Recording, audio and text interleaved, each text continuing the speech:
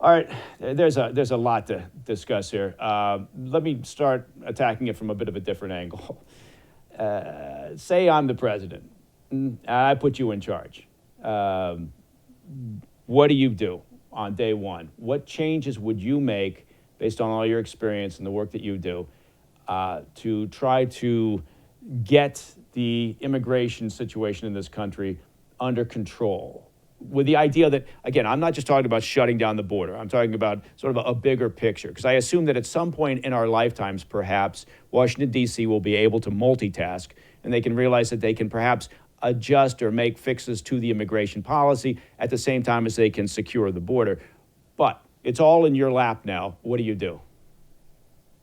So the first thing that I'm going to do is I'm going to secure the border, and the laws already require or already provide a number of tools that would enable the president to secure the border. We saw President Biden back in June use his authority under Section 212F of the Immigration and Nationality Act to deny entry to people who had entered the United States illegally. They're still allowed to apply for certain humanitarian forms of relief that we've agreed to under international law, but other than that, they're not eligible.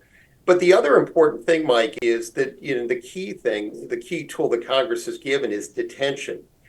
The law requires that everybody who enters the United States illegally and everybody who shows up at a port of entry and is not allowed in is supposed to be detained until we can make a determination as to whether they should be released into the United States. And if they were detained, the number of people that you see coming illegally, at the border would drop to almost zero. The Trump administration, actually, fairly vigorously detained the people that it could. And the people that it couldn't detain, it sent back to Mexico under its Remain in Mexico policy. Once that Remain in Mexico policy, fully took effect about 6 months before Title 42 took effect in March 2021, we saw the numbers of people who attempted to enter the United States illegally drop down to the historic levels, about 30,000 people per month. We only have about 17,000 Border Patrol agents on the border, and they work, 50-hour shifts, which means only a third of them are on the line. When you start to get, 100,000, 150,000, 200,000, like we've seen under the Biden administration, the whole system melts down at the border. The drugs come flowing in, the gotaways come in, criminals are able to evade, and potentially terrorists are able to evade agents coming into the United States. So the first thing you need to do is to shut down the border.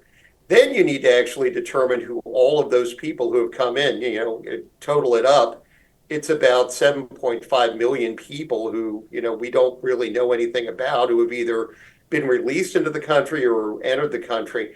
We need to figure out what to do with those people. We need to figure out where they are, what status they have, and how exactly we're going to deal with them. Those things are absolutely key. That's what we have to do in order to secure the border and secure the country.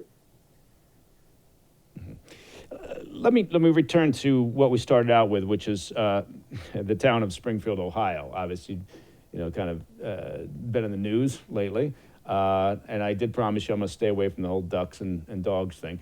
But is it just happenstance that, look, you've got a town of 58,000 people, and over a relatively short period of time, that population has increased by approximately a third, anywhere between 15,000, 20,000 Haitian immigrants coming in. Is that just happenstance, or what is the process where, it's determined that migrants are going to be flown to, bused to, relocated, resettled to a particular location? Is there a process, or is it just, it becomes a matter of that just happens to be where that community is, and so now they draw more from their own community, and that just happens over a period of time? Or is there some level of thought behind it from the administration or the government's perspective that they're identifying locations where they think they can resettle such large numbers?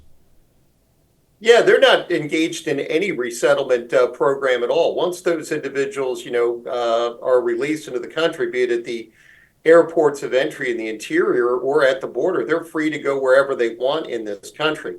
And what we're seeing happen in Springfield, Ohio is, one of those things that we've seen happen throughout American history. new immigrants to the country will generally go to places where their fellow countrymen have gone. There's a reason that the Minnesota football team is called the Vikings, and that New Orleans team has a fleur-de-lis on their helmet. I mean, this is a constant in American history.